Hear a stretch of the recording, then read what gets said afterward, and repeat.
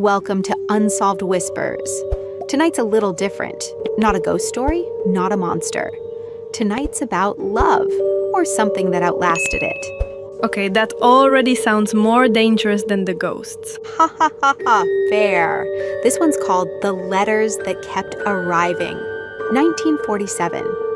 A woman named Clara Whitfield lives alone in a small house in Savannah, Georgia.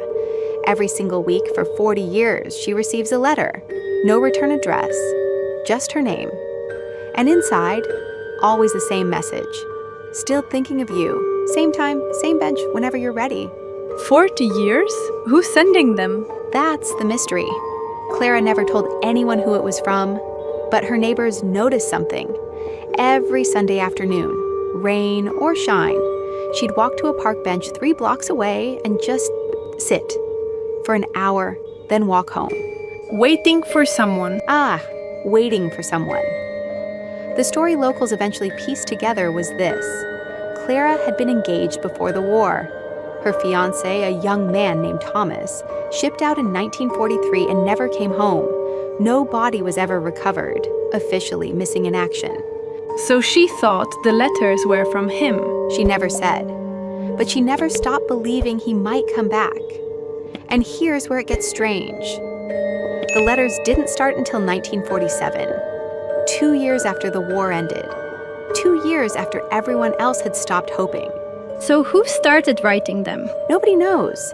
Handwriting analysis done decades later, because yes, someone eventually did try to solve this, showed the handwriting never changed, not once, across 40 years. But handwriting changes as people age. Whoever wrote that first letter in 1947 wrote the very last one too, decades later, in exactly the same hand. Okay, that's the part that gets me. That's not romantic anymore. That's just physically strange. It gets stranger. Clara passed away in 1987. The letter stopped. Except one more arrived, 3 weeks after her funeral. Same handwriting. It said, "I kept my promise. I'll see you at the bench now." Okay, I need a second. Take your time.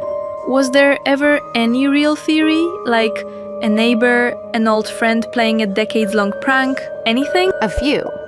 Some think it was a childhood friend of Thomas's who felt guilty he came home and Thomas didn't, and kept the letters going out of love for both of them.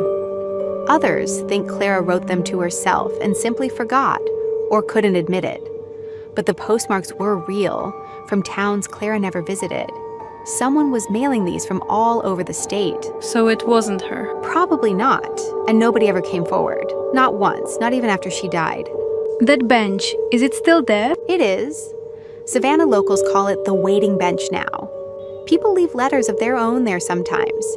Nobody really knows why it started, but somehow it became a tradition. If you're missing someone, you write it down and leave it under the seat.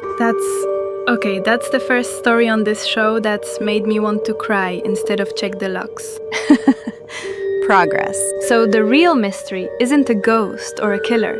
It's just who loved her enough to keep a promise that wasn't even theirs to keep. That's the one nobody's ever answered. Alright, that's tonight's story. If you know someone still keeping a promise like that, this one's for them. And if you're ever in Savannah, the bench is on Whitfield Square. Somebody might still be writing.